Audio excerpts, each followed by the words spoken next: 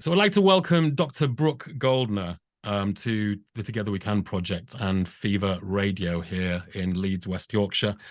Just as a short introduction, Dr. Goldner is a board-certified medical doctor and the author of 3 best-selling books, Goodbye Lupus, Goodbye Autoimmune Disease, and Green Smoothie Recipes to Kickstart Your Health and Healing. Featured on the front of Vegan Health and Fitness magazine 3 times, including the recent cover of Fit Over 40, she has graduated from Carnegie Mellon University with honors for genetic research in leukemia and neurobiology, and was a graduate of the Temple University School of Medicine, chief resident at UCLA Harbor Residency, and holds a certificate in plant-based nutrition from Cornell University. She is the founder of GoodbyeLupus.com and creator of the Hyper-Nourishing Protocol for Autoimmune Reversal. And her website is www.goodbyelupus.com. Welcome to Fever Radio, Dr. Goldner. Thank you so much. And I should also say, in my mind, you're obviously famous worldwide for these things, but you're most famous for creating a kind of smoothie solution. I remember that word from back in the day, but smoothie solution for addressing lupus, which is a condition that you suffered with. I understand you treat many patients with lupus today with a nutrition diet-based principle. And so we'd like to know more. And it's not just lupus that you're treating. I understand it's many inflammatory conditions that you're able to treat with this protocol.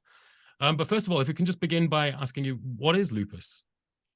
So lupus is an autoimmune disease. Basically, it's a disease where your immune system, which is the part of your immune system that's supposed to attack invaders like bacteria, viruses, instead starts attacking your own tissues. So any autoimmune disease works this way. Rheumatoid arthritis, it's primarily the joints. Multiple sclerosis, it's the nervous system. Scleroderma, it's the skin. Sjogren's, it's your glands. Lupus, it could be anywhere. Lupus is a very dangerous autoimmune disease because it can attack any organ and often progresses from one to another. So while a lot of people tend to have kidney problems with it, which is what I had, I also had strokes from it, mini strokes from it. You can have heart failure, lung problems, brain inflammation. It's a very scary illness that tends to affect people, especially women. It usually starts at ages where hormones get involved, like teen years, pregnancy, or menopause. But it's a very aggressive and scary illness for many, many people. And it's when I was diagnosed with at 16. Okay, well, and is there a spectrum with lupus diagnoses? Do some people get a better version of it, and some people get a better version?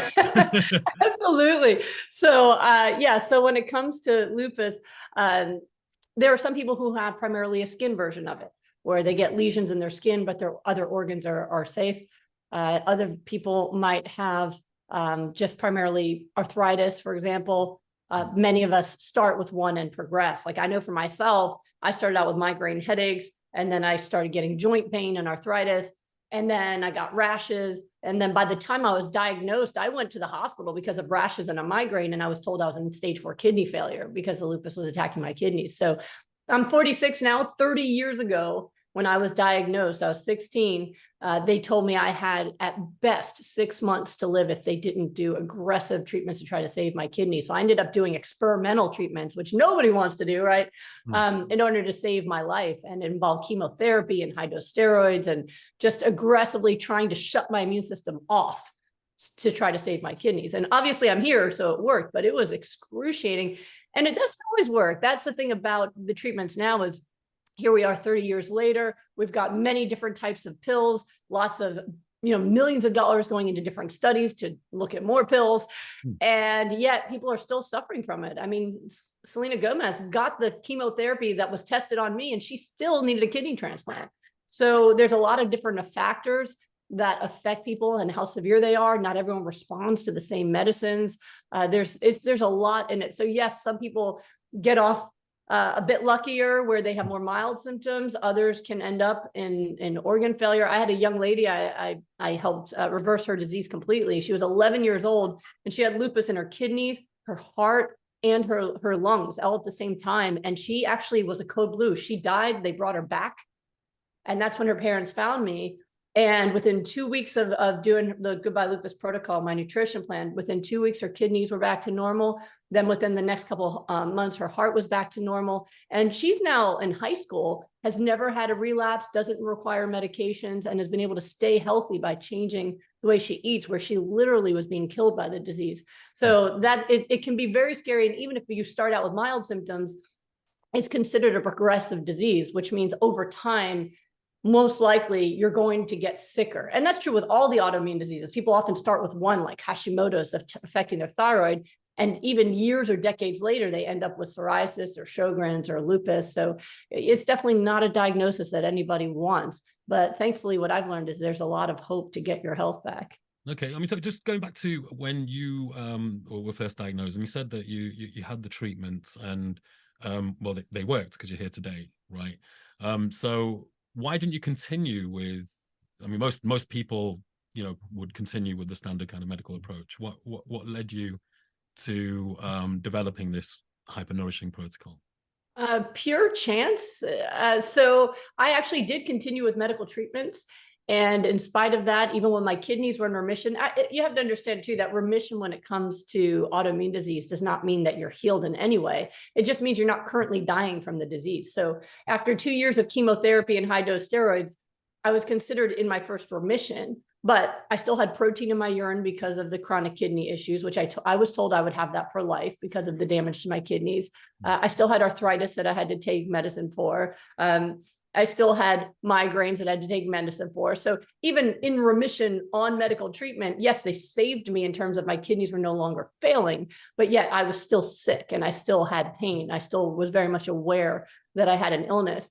And even with medical treatment, I got sick again in medical school. You know, one of the things we tell people when they have autoimmune disease is always get enough sleep, avoid stress. You know, so I went to medical school, which is not really conducive to that. Nobody cares what illness you're diagnosed with. You have to be on call. And back then in the States, now in the States, we have some laws around how many hours you can work, residents and medical students. But back in the day when I was a med student, we didn't have those laws in place yet. And I would work sometimes 100-hour weeks as a medical student, you know, getting up early, pre-rounding, staying late, you know, passing out on my couch in my scrubs, waking up, it's time to go back. So it was really exhausting. And so I actually had a relapse, or a flare really, where it wasn't my kidneys this time, but now I was making new antibodies that was causing blood clots. So I was getting double vision. I had mini strokes, and then I had to start taking injectable blood thinners. And at this point they said, again, for life, you will need to take these blood thinners or you could have a major stroke or pulmonary embolism and die. But don't hit your head because you're on blood thinners and you could have a bleed in your head and die. So, and at this point I was already a medical student. So I really understood my disease and was a lot more scared of it than I was when I was younger. When I was younger, there was no internet. My kids say when I was a kid, it was the dark ages because there was no Wi-Fi, but really it was a time where you had to go to the library to learn things, right? So my mom got me one book when I was 16 and I started reading and it was just depressing. I put it aside and I decided, nope, I'm not going to let anybody tell me what my story is going to be. I'll just find out. I'm just going to plan on living. I'm going to plan on surviving and see what happens. But as a med student, I knew very clearly what I had. I've been studying it, you know, I knew exactly. And it was very scary for me to go through, especially the blood clots, because listen, I'm not an athlete. Even on the dance floor, I once gave somebody a bloody lip from flailing my arms around, you know, like there was no other career for me besides being a nerd. And the idea that I could have a stroke and lose all of that was terrifying. So, you know, that was really what my life was I was very focused on passion and purpose and living every moment as much as I could because I didn't have any moments, how many moments I would have. In fact, I was still beating the odds at that point. But medicines were what kept me going. So it wasn't like I just decided, oh, let me stop taking medicines and see if kale will help. I would have thought that was the most ridiculous and dangerous idea I'd ever heard of. You know, it was really just an accident. When I met my husband, Thomas Tadlock, we met 2 months before I finished up at med school, and I was leaving from Pittsburgh to go to California to start my residency. And we just fell in love. And we were talking about marriage within a month of meeting. It was magical, still is. But it was magical. And we both knew that's what we wanted.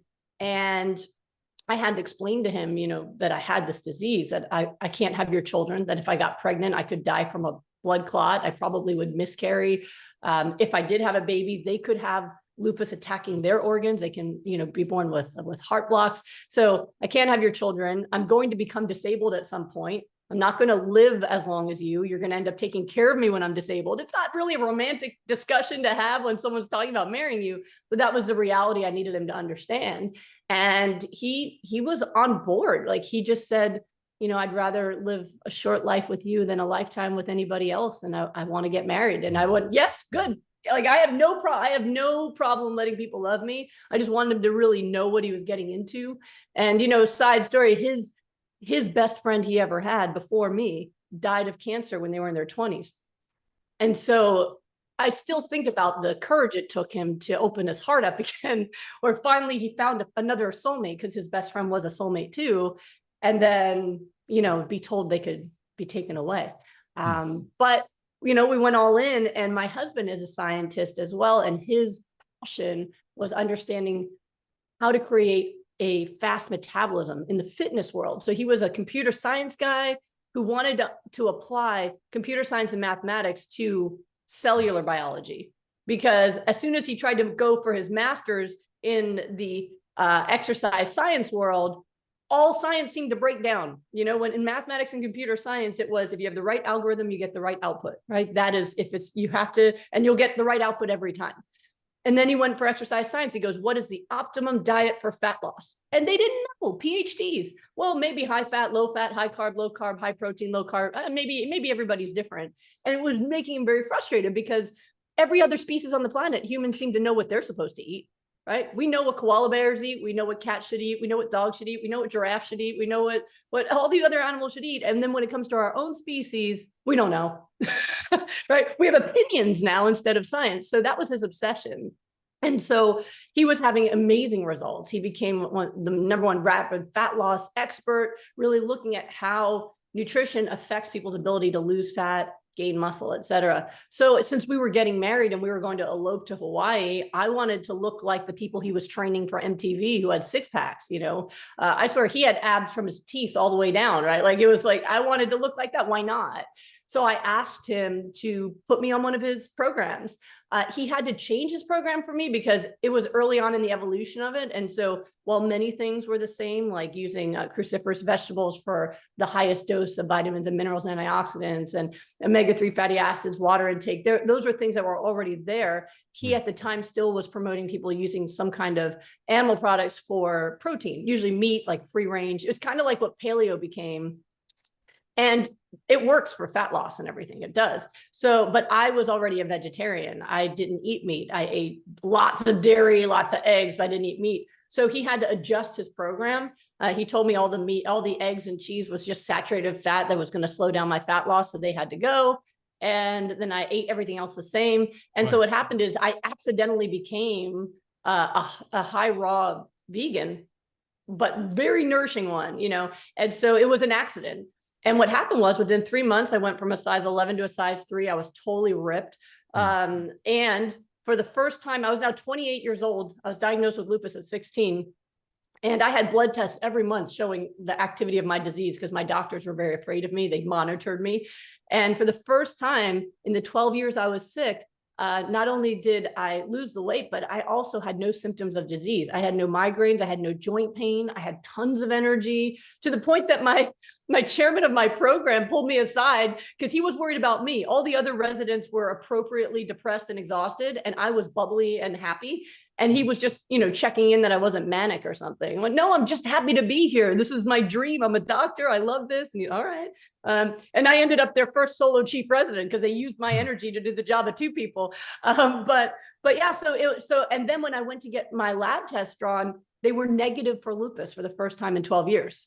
Okay. And what I can tell you is it is now 17 years since I was first negative for lupus, and I've continued to be negative for lupus, and I've had 0 relapses. I have perfectly normal labs. In fact, my labs are better than anyone else my age, and better than most people 20 years younger. I've never had a relapse of any kind. I've had 2 beautiful sons who are healthy, vibrant, high-achieving kids.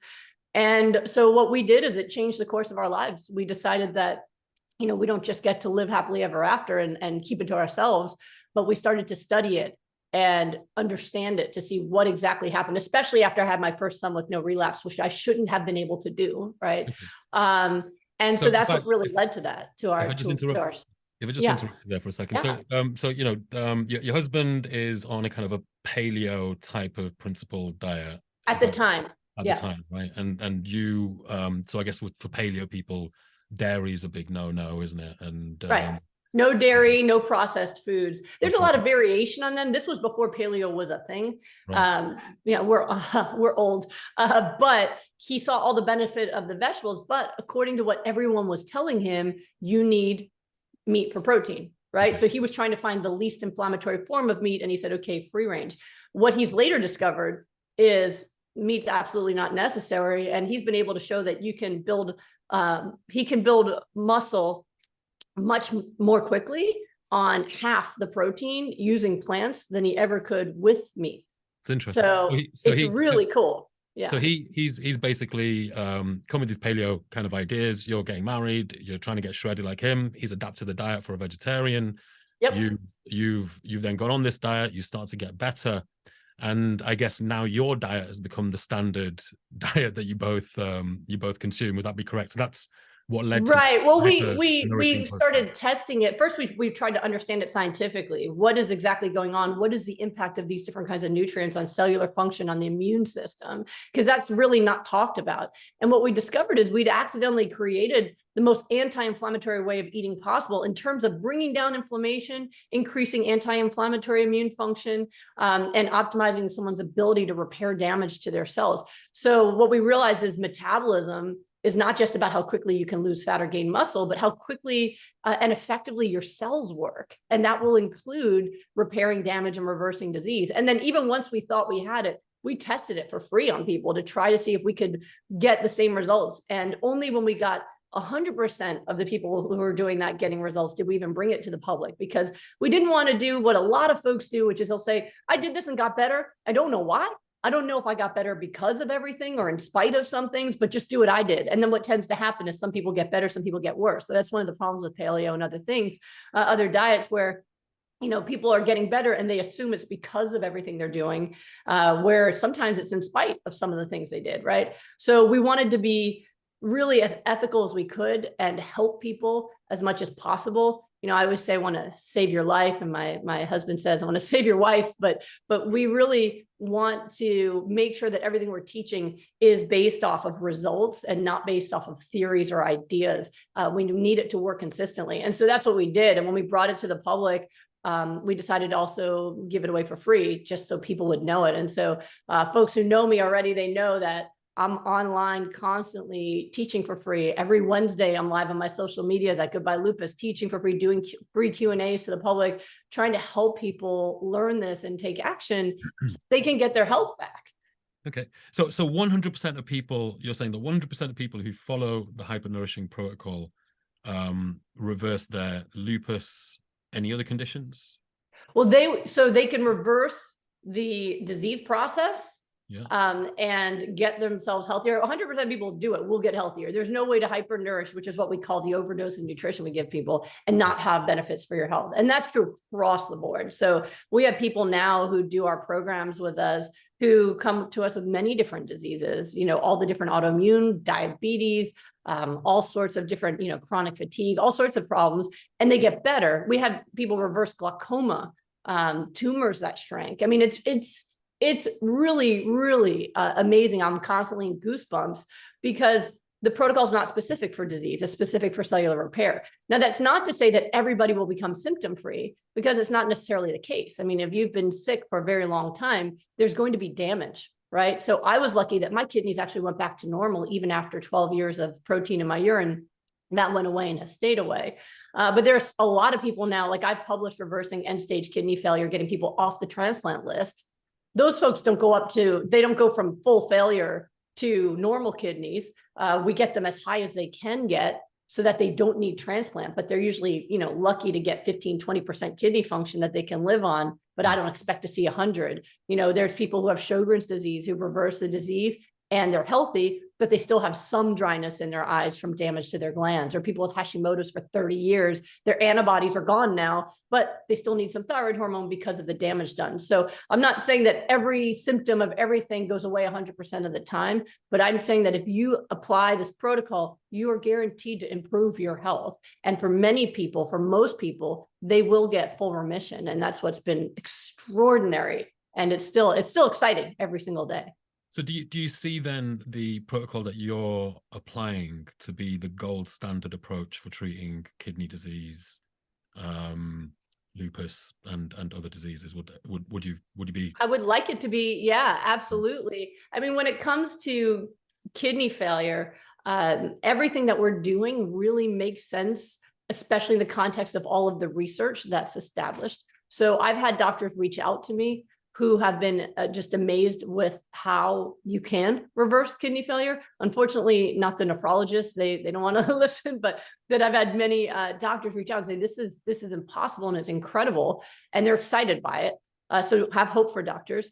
But when you look at kidney failure or kidney function, they have shown, I mean, the research is there, not just for strange fringe doctors like myself, but in mainstream nephrology, they teach that animal protein is stressful for the kidney, and it puts it into hyperfiltration, which can immediately cause damage, decrease the GFR, which is the filtration rate, and increase the creatine levels. And so you can see the damage directly after a meal that's high in animal protein. And so when the research was done, unfortunately, rather than the recommendations saying, don't eat any meat or dairy or eggs because it'll hurt your kidneys, they instead adopted a more neutral and less jarring way of teaching that won't make industries mad, which is eat a low protein diet if you have kidney problems, which nobody knows what that means. What is low protein and what are you supposed to eat and how much? And then if your blood protein levels go down because you're losing it from your kidney, they'll tell you to eat an egg, which then damages the kidney more and causes you to lose more, right? So they don't even know. And by the way, when they did repeat the research looking at high protein plant foods like tofu and soy, it did not damage the kidneys. So it's not protein, it's animal products. So when you look at the fact that the kidneys are directly damaged by people eating animal products, and this is not just true for kidney failure patients. I regularly see people who are in their 60s to 90s. I have a 100-year-old who came to me. He was fun, but those folks usually have a reduction in their filtration rate. So usually your filtration rate, I was told in medical school, gets worse over time as you age. So you start out at maybe 100, 120, and then it'll keep going down, but it's not considered failure until it gets below 60. Well, I see people all the time who come to me with a filtration rate of 65 to 85, and they're not there for their kidneys. They're there for their joint pain. They're there for their cholesterol or their blood sugar. And yet within a month, their kidney functions up to 95, 100. So what I've seen is it's not just damage of age over time, but the impact of malnourishment and toxic eating over time. And even when people are older, it's reversible. Interesting. I mean, it's got to be said in the South Asian community here in the UK, at the very least, we're identified as having far higher rates of cardiovascular disease, kidney disease, diabetes. Actually, it seems like every disease we seem to affect the South Asians even more. I don't know if that's a racist thing or not, but it's another story. It's of real importance that we can get a little bit of a handle on what we can do for our kidneys. And also, it seems that South Asians, just by nature of our genes, have a lower EGFR starting point than Caucasians or the wider community here in the UK. We've reached the end of part one, Dr. Goldner. I'd like to hold you just for a minute, and when we come back into part two, I'd really like to get into what your Hyper-Nourishing Protocol entails and how it might be able to help some of our listeners. Absolutely. Thank you. And we're back with Dr. Brooke Goldner, who's talking to us about her Hyper-Nourishing Protocol, which has been used to great success for patients who are suffering with lupus, one of which was Dr. Goldner herself.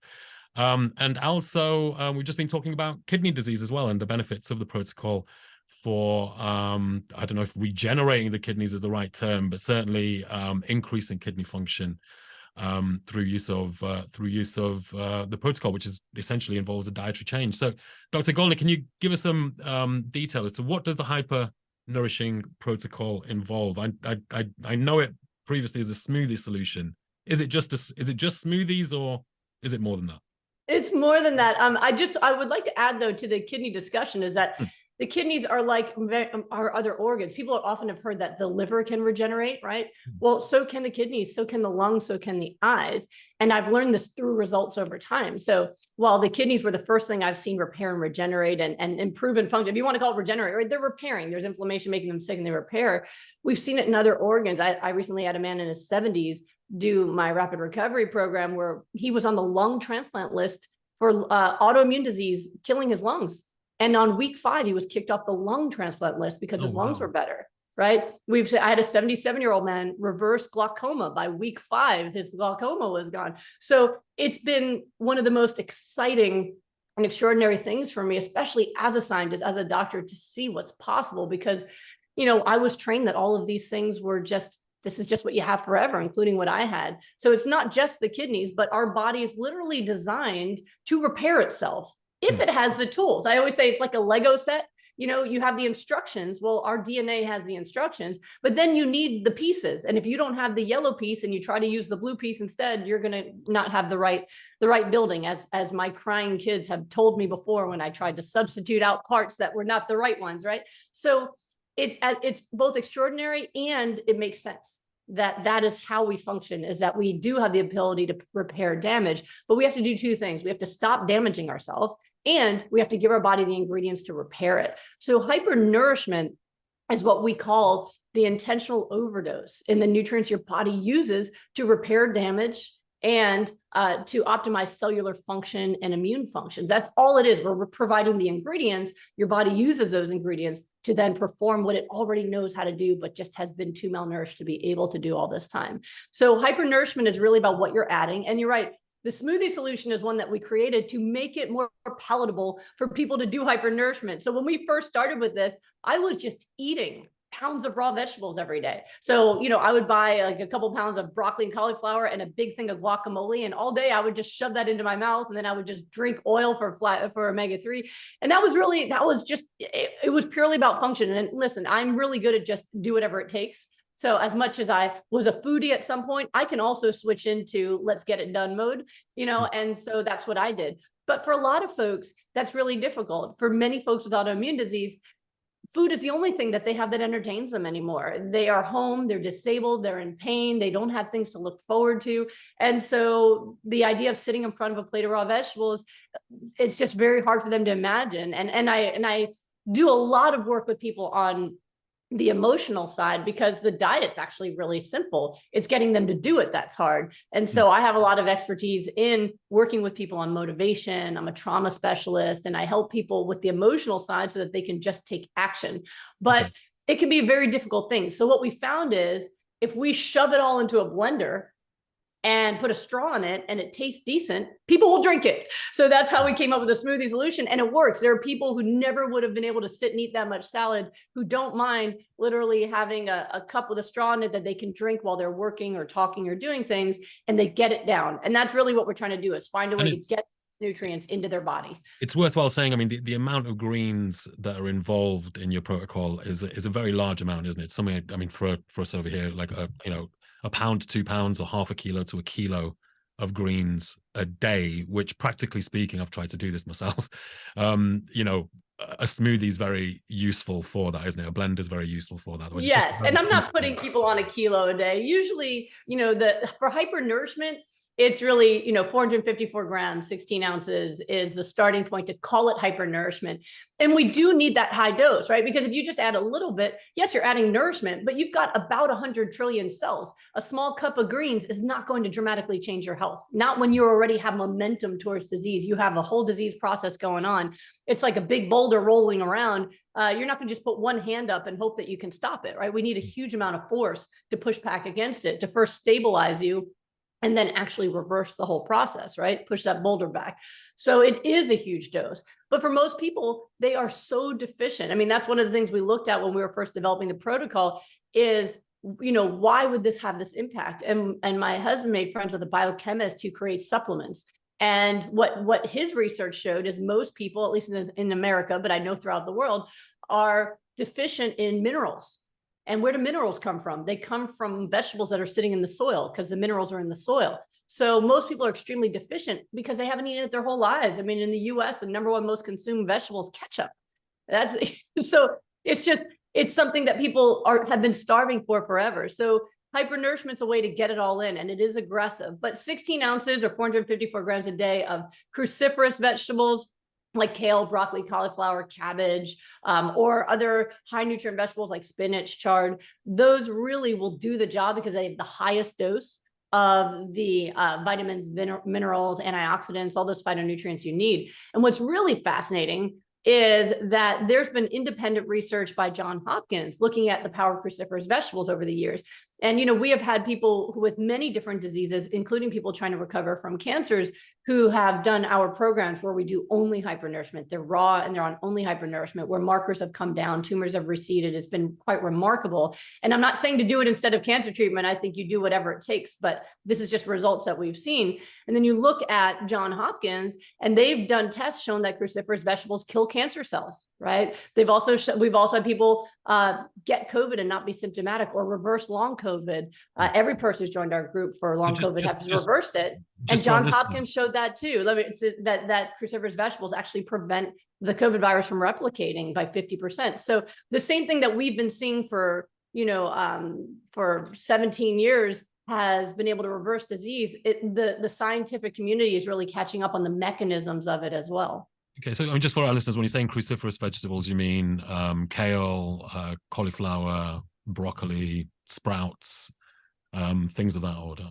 Well, things that, yeah. So if you look up cruciferous, you're going to find a huge list. But the most common ones people eat are usually kale, broccoli, cauliflower. Those are the most common ones that people eat around the world. But there's a huge list of them.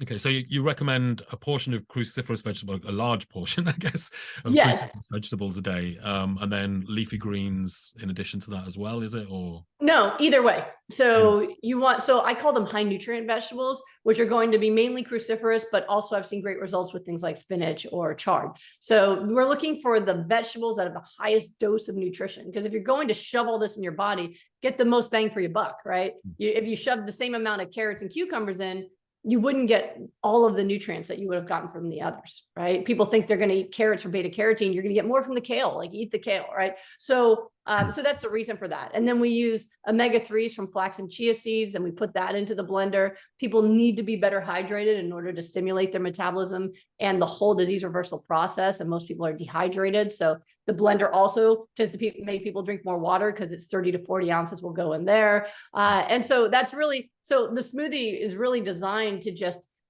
impart that nutrition in a way that seems practical for people. And it's easy. You blend it up, and then you just, have a cup every few hours throughout the day, and you finish it by the end of the day. And what happens is, one, you start to actually get healthier, and you feel more energized. You have glorious bowel movements. All these things start working for people. They feel good, and it will crowd out some of the junk. You're not going to eat your full burger and fries if you've already had a big cup of smoothie. So it's a great starting point for people who want to get nourished, get healthier, but maybe aren't even ready to make the full commitment to what they need to do for their diet. Okay, and so this is a smoothie which would be packed full of like a blender, 2-liter blender jug, packed almost full with, let's say, spinach or kale or whatever other greens that you might particularly fancy, and then you top that off with a bit of fruit and water. Am I correct? And also flax and chia seeds, either one for the omega-3s. For the omega-3s, right? Yeah.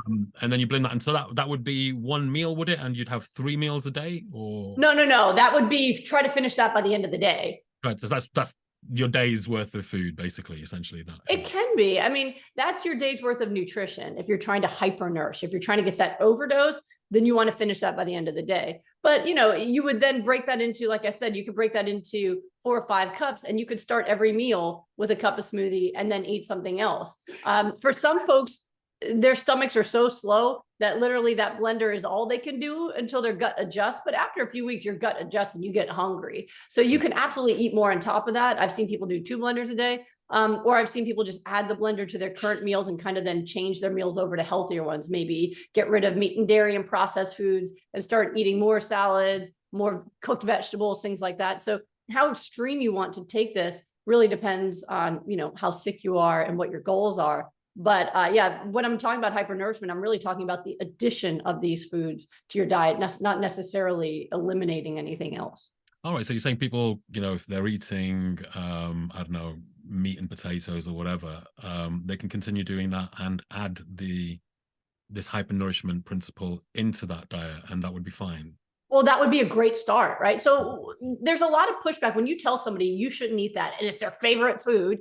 There's a lot of pushback. People don't want to listen to you. They just want to stay with what they're addicted to, because it really is addiction.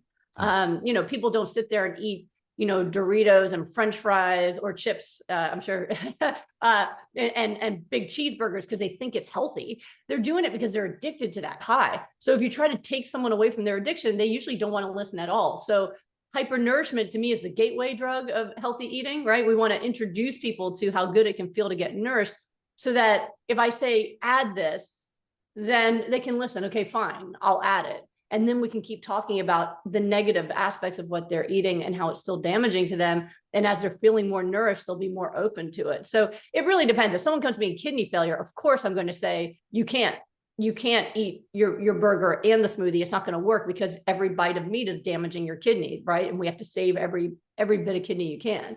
But for people who are stable and want to improve their health, but their life's not in danger, then adding what they're missing is a really great start, because what they're missing is usually more important to the state of their health than even the other junk they're eating. Because if you're malnourished of these nutrients, you can't repair the damage and you're just getting sicker. Okay, so let's use my smoothie as an example. Okay. I would commonly, in a 2-liter blender jug, I'll put about, I think, 200 odd grams of spinach in there. It's pretty much packed. I like things sweet, so I put about 18 dates, a bag of strawberries or blueberries, 350 grams, and then add water, and I'd probably add some source of fat, like half an avocado or some nuts or whatever, to create some richness. Would that be in line with your protocol? No. Why not? Why not? Is it too much sugar? Well, because hypernourishment, we're really looking at delivering the vegetables. So you are eating good food choices, but if you're trying to hypernourish, then you really want to switch your ratio of your fruit to your vegetables. Because again, if you're trying to get 454 grams of the greens in a day, they're going to take up most of the blender. And then you add what's left in terms of the remaining space would be the fruit. Unless I can't actually physically fit any more greens in there. Literally, it's almost pretty much around. There's just a little bit left at the top with the 200 grams of spinach. So, well, you might either need a bigger blender or you're not pushing hard enough, because I can get 454 grams into the 5-cup mark on my blender and still plenty of space left. So you got to really be motivated to push it down. But if that was your first meal, and then later on in the day, you were going to get the remaining greens in, maybe through a salad or something else, then it could be. You're also missing the omega-3s. So we want to get in that flax and chia. So it's there's nothing wrong with that meal. It's better than most people eat an entire day. But if you're trying to hypernourishment, it's a very specific protocol where you have to actually hit certain marks for your vegetables, your omega-3s, and the water intake for it to count. So it could count towards hypernourishment. So push the greens down, get more greens in there. Add obviously the source of omega-3s, the flax seeds and the chia seeds. Right. What about adding in things like cinnamon or sumac? Well, maybe not sumac. Amla, which is some of the highest antioxidant content of any food studied so far. I haven't seen people need to add anything to it. I feel like people spend so much money on things that don't really give much improvement. So I would say if you find that you use amla and it's made a significant improvement in your health, great, use it. I'm very results oriented. So if that's something that's worked for you, great. This has worked for us. And what our goal is to make things as accessible as possible. We want people to be able to use supermarket foods to get healthy and reverse disease. And this works without having to go to any special store or order something fancy online. We've had people in the US on welfare be able to use our protocol and heal and get healthy. We had a wonderful woman who I actually posted on my social media, Kim, who was in a wheelchair with lupus and so sick and disabled on welfare. And she just followed my free content and she healed, and she's out of her wheelchair. She's flexing her arms, feeling good. And she did it with cheap produce that she could get on her low income. So there's no reason to invest in a lot of different supplements. I don't encourage people to add weird powders and things. I'm not selling that. I really want people to learn how to just use real food. But if you find that amla gives you an extra boost and you can afford it, great.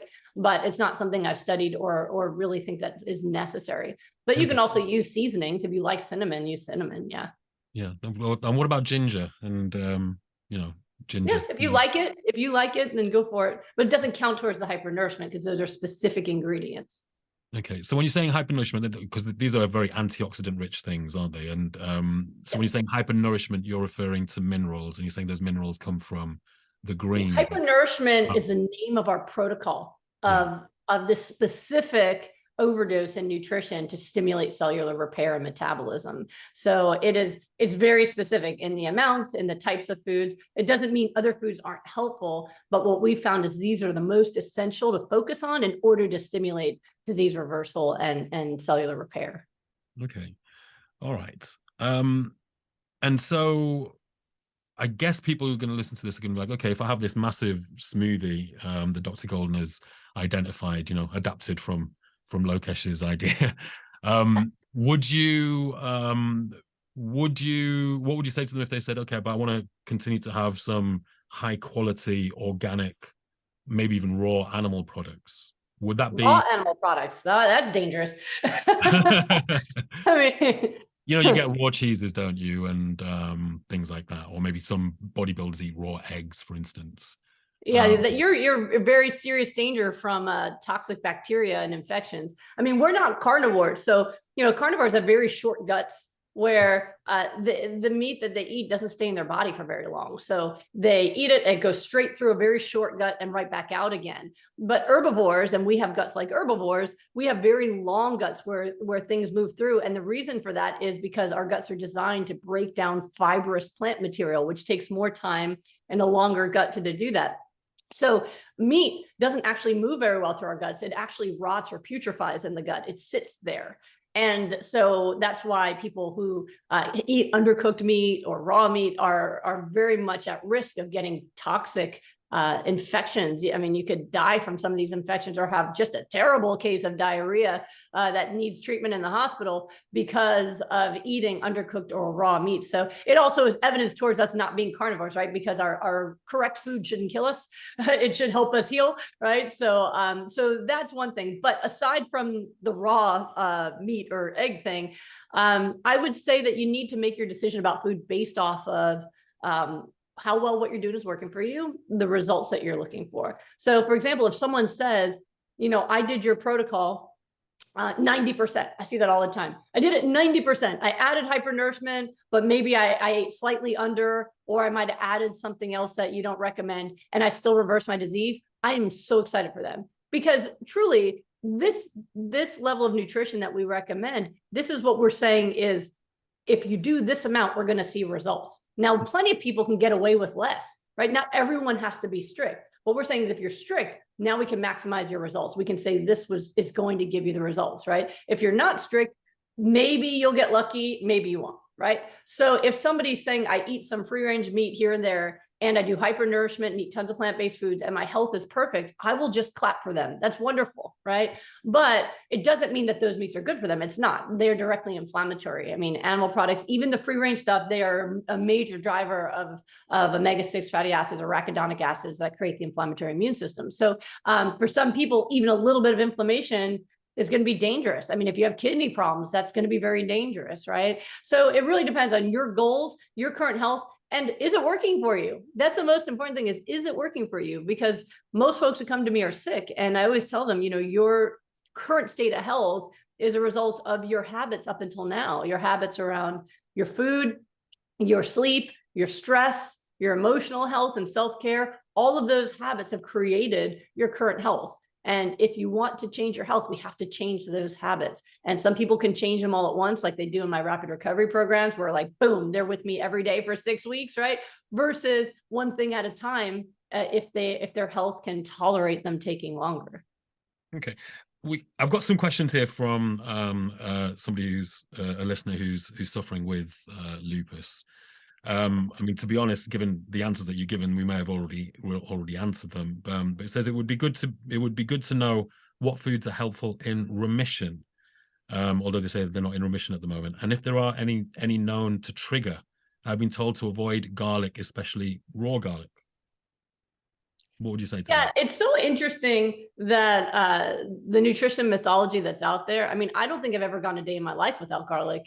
That's the only. I mean, my family, the only spices they ever used when I was growing up is salt, pepper, and garlic. So no, what I found so the hardest part is getting that remission state, right? Reversing the disease, getting those antibodies down, getting your health back. That's the hard part. Remission is actually pretty easy. So I call that maintenance mode. So I'm in maintenance mode now because it's been 17 years. I've had 0 relapses. I'm in maintenance mode. So what that means to me is I still eat in a way to support optimal health. You know, I'm sitting here with my green smoothie. It's not a prop. This is what I'm having for breakfast. We're reading the morning, right? This is my morning breakfast. So I still use hyper-nourishment. I'm a high raw plant-based eater. So mostly smoothies during the day. And then at dinner, I have a salad and then something cooked, usually some kind of vegetable soup that's from the pressure cooker. Last night I had quinoa with some beans, but something, you know, that's plant-based. Sometimes I just have salad for dinner. I actually prefer it. I think raw eating feels most optimal in terms of just vitality and energy. Cooked food's just easy. So that's how I usually eat. When you've been in maintenance for a long time, I usually tell people don't even mess with your body for at least 6 months after this works for you. Let yourself enjoy just being healthy. But usually after people have been healthy for 6 months or more, they can introduce what I call recreational eating here and there. So recreational eating is like recreational drugs. You're doing it to get high and you know it's bad for you, right? So it would be like eating something that had sugar or something that had oil in it, right? So every once in a while I'll do that. I'll have, you know, some processed vegan burger or something, or a vegan baked good. I know it's unhealthy, but my body tolerates it fine. My stomach doesn't like it. And my taste buds feel overwhelmed. So it'll taste good. And then it's like, oh gosh, I can't do this. But no arthritis comes back, no rashes come back. My health is fine. And I'm still eating all my healthy foods that day. So if people, you know, and so for life, it actually ends up being pretty manageable. You keep your hyper-nourishment forever, right? You're going to keep yourself fully armed with the nutrition that you need to keep healthy. You can have other cooked plant-based foods without a problem. Stay away from anything processed or oily or sugary for the most part. And when you've been healthy for 6 months or more, yeah, here and there, you might be able to dabble. What I found is most people who, if somebody relapses, and it does happen where people, especially emotionally, haven't done the work to stick with it, they're treating it like a diet rather than a lifestyle change. When people do relapse, almost entirely it's because of meat and dairy. Every once in a while, they switch over to vegan junk food eating, and you know, you can eat, you know, vegan burgers and French fries and Oreo cookies and get yourself sick again too, especially if you're not fully finished with the healing process. So, you know, my goal is to get people healthy and then transition them into a diet that's less strict, but still healthy for life. And I mean, the same person's also saying hair growth with lupus. They've lost a lot of hair recently. They're finding skin and scalp problems since out of remission. Anything to aid with that would be very helpful, as it's very sore. Lipical lupus, lesions, and rash. Yeah, I guess you're going to say that, you know, the protocol will help to yeah, it's the same protocol. And again, that's because it's not specific for disease, but for cellular repair. It works for all things. I mean, I've had people do the program for alopecia who grew their hair back. And most people, like in my rapid recovery group, it's 6 weeks of everyday work. At the end of it, everybody's saying, my nails are growing like mad. My hair is growing, right? Because they're so nourished that everything starts to go into this rapid repair and growth mode. So their organs are healing, including their skin and their hair and everything else. So your skin is the last organ to receive nutrition and hydration. So you really need to maximize your commitment to the protocol and stick with it long enough to see those results come all the way to the surface. Okay. Do people who've got hair going gray, does it go black? Just as a very quick aside. It's interesting. I've had people say that, but it hasn't worked for me. I still have my gray hairs and that hasn't changed. So I've got to say, I think it worked for me back in the day. So I'm not being raw for some time, but I think it did. I mean, I don't have a lot of gray, but I have some around the here, but not a lot compared to for my age. But my family's kind of like that genetically. So, you know, and some people say, what about, you know, male pattern baldness? My husband, it has not suddenly grown all of his hair back. There's certain things that, yeah, I haven't seen that be, but for for inflammatory hair loss, we have seen remarkable results. Again, sometimes people will still have patches because scar tissue is not going to come back to life. But for people who have inflammatory hair growth issues, we have seen regrowth, which has been really good. Lovely. Dr. Goldner, we've reached the end of the interview. It's been a fascinating conversation. I guess before we leave, I'd just like to ask you, are there any parting comments you'd like to make? Any websites you'd like to lead our audience to? Absolutely. You know, as someone who spent a lot of my life sick, I think it's important to remember that the changes you need to make are not just for you, but for all the people that love you. You know, the most traumatizing memory I have from when I was really sick with kidney failure was not my own pain, but seeing my grandmother crying on her knees, begging God to take her life and spare mine. That this is something, you know, taking care of yourself is not just about you, but it's about all the people you love, and ultimately about the gifts you were born to give in this world. So when you're contemplating making big changes to your diet, to your lifestyle, remember that, you know, the difficulties in changing your diet, those are early on. You get used to them, and suddenly you won't crave those things you used to crave, right? Those difficulties are short-lived and they're minor compared to the difficulties that you face and the people who love you face with you continuing to be sick. So if it helps you with your motivation, remember that, and do it for the people who love you as well as yourself, and just take any action you can now, even if it's adding a little bit more greens, a little bit more water. Start taking the actions in any way that you can now to start working towards the health that you really want. In terms of following me, I'm prolific on social media. So at Goodbye Lupus will work for Instagram, will work from Facebook, on YouTube. If you look up Goodbye Lupus, you'll find me. Although I think it's youtube.com/Dr. Goldner, but Goodbye Lupus will take you everywhere. And I am live every Wednesday at 12:30 p.m. Pacific time just to do free Q&As for the public. I often have my classes online for free for people who want to sit and listen to this for 5 hours and learn all the details. But I'm available in all different ways, and I'm happy to help answer people's questions if they come on live with me on Wednesdays. Excellent. Thank you so much for making time for us here at Fever Radio in Leeds today, Dr. Goldner. And personally, I'd like to say I hope your message spreads far and wide and hopefully helps as many people as possible. It's been an absolute pleasure. Thank you very much. It's really been nice to spend the time with you. Thank you.